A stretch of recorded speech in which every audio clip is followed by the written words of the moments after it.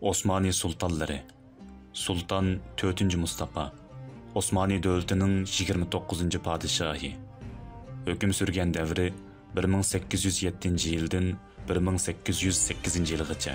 U 3. Salim taxtdan tushirilgandan keyin 1807 yılı 29 may Osmanilarning taxtiga o'ltirdi. 4. Mustafa isyon natijasida taxtga chiqqanligi uchun osiylar nima desa shuni qilishga majbur bo'ldi.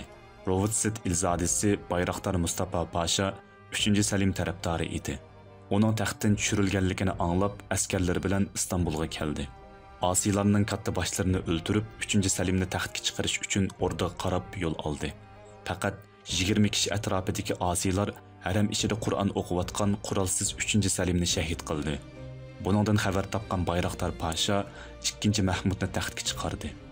Shayxul Islomning fatvosi bilan 4. Mustafa o'limga hukm qildi.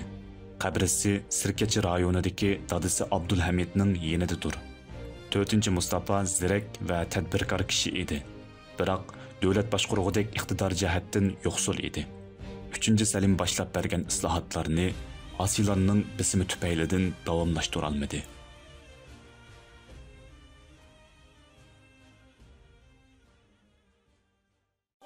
الصديق فخرا وابن عفان قلب أرسلان والفاتح عثمان وابنة شفين والغازي سليمان اسأل الرومان عنهم